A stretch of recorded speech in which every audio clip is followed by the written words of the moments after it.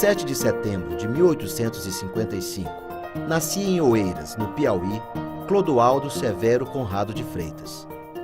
De espírito aventureiro e inquieto, é autor de extensa bibliografia e seria, em 1908, um dos 12 fundadores da Academia Maranhense de Letras. O caldo de cultura onde ele se forma começa, digamos assim, com um modelo conservador, patriarcal, familiar. As primeiras rupturas são feitas já em São Luís, no Seminário das Mercês, e a formação política acontece, sobretudo, nesse momento, que é o momento pernambucano de frequência à Faculdade de Direito. Quando vai para Recife estudar, ele se ambienta naquele grupo, que seria o grupo do Tobias Barreto, antes que o Tobias chegasse como professor na Faculdade de Direito. Mas já há uma ambientação muito grande em torno daquele grupo que vai se centrar no Joaquim Nabuco e que vai assim, fazer o grande movimento abolicionista brasileiro. E ele vai se envolver exatamente com esse grupo que vai fazer jornais acadêmicos, que vai jornais culturais, que vai participar de passeatas, que vai compor todas aquelas táticas que envolvem jovens e não tão jovens, abolicionistas, de ajudar a libertar escravos para irem para o Ceará, que é a primeira província a fazer a libertação. Então ele já atua nesse cenário, nesse palco pernambucano muito fortemente abolicionista e nos anos 80 muito fortemente republicano também.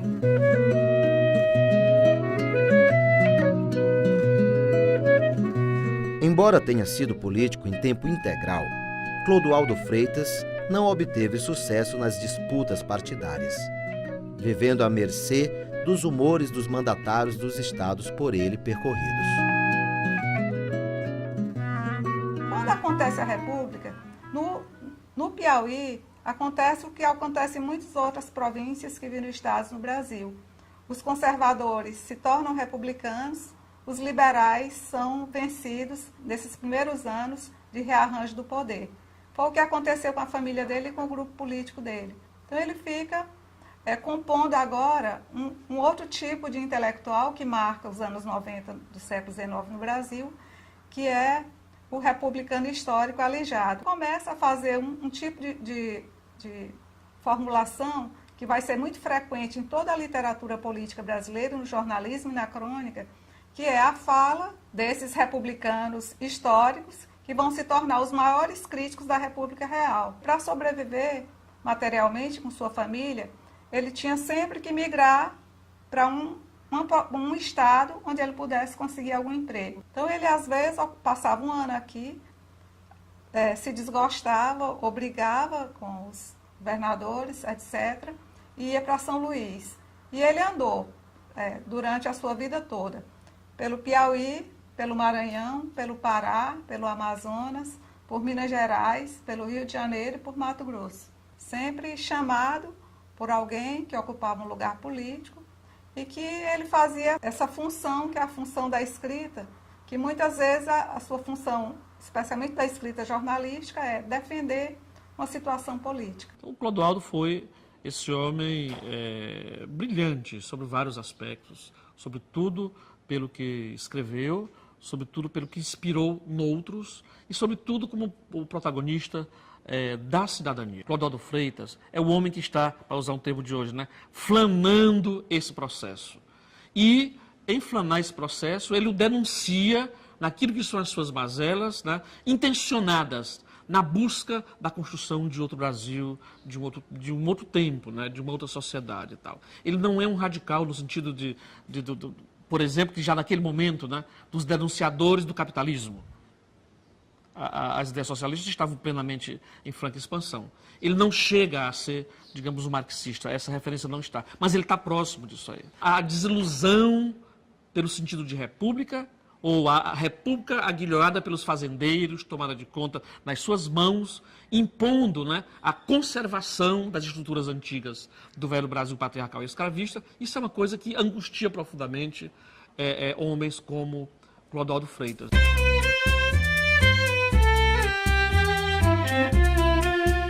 Multifacetado, Clodoaldo Freitas foi jornalista, historiador, crítico, poeta, professor e advogado. Ocupou diversos cargos públicos, entre eles promotor, juiz, procurador-geral dos estados do Piauí e do Maranhão e até chefe de polícia.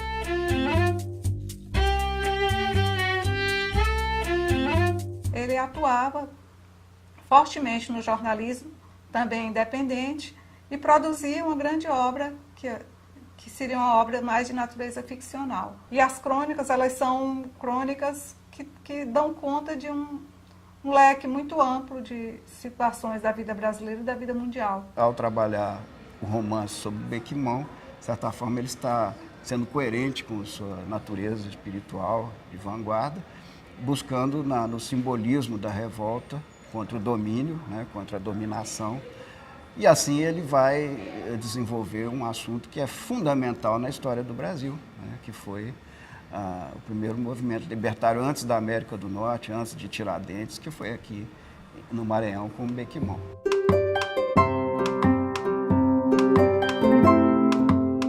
Em dezembro de 1917, na companhia do filho Lucídio e de mais 8 intelectuais, Clodoaldo Freitas funda a Academia Piauiense de Letras, sendo o seu primeiro presidente. Faleceu em Teresina a 29 de junho de 1924. Os seus trabalhos mais conhecidos são o romance O Bequimão e a novela O Palácio das Lágrimas. As 3 obras, sobretudo, que ele escreve sobre o Maranhão, o romance O Bequimão, que é uma obra das mais interessantes e consistentes sobre esse fato, em que pese ser um romance, é uma pesquisa muito bem feita, Por um Sorriso, que é uma novela romântica, O Palácio das Lágrimas, que são textos que ele escreve nos jornais aqui, que estão sendo agora reunidos e publicados, brochurados, né? Denunciam essa sociedade, digamos assim, apodrecida, já meio morta, mas que uma outra estrutura ainda não se afirmou, digamos assim, sobre os seus cadáveres. Palácio das Lágrimas, onde ele traduz, primeiro, o fato de que ele vivia a cidade de São Luís. A cena da novela é a cidade de São Luís e sua gente. E também aí ele revela os conflitos presentes na figura de um português comerciante, mas já profundamente envolvido com seu território, com a sua gente. A novela pungente, dramática, objetiva, revela todo o fato de que Clodoaldo Freitas vivia o seu tempo e o traduzia na sua arte. Na novela está São Luís, a São Luís do século XIX. O grande mérito da leitura do Clodoaldo é tolerância e alteridade, que eram valores que estavam em construção no século XIX e que, de uma certa maneira, eles estavam sendo colocados a marteladas. Para se reconhecer a importância de ser tolerante e de praticar a alteridade, foi preciso que algumas pessoas martelassem muito fortemente nessas dimensões, esses valores da cultura, e usassem, às vezes, até seu próprio corpo para abrir caminho nessa mudança, que é a mudança que vai marcar a construção do século XX para as gerações de hoje.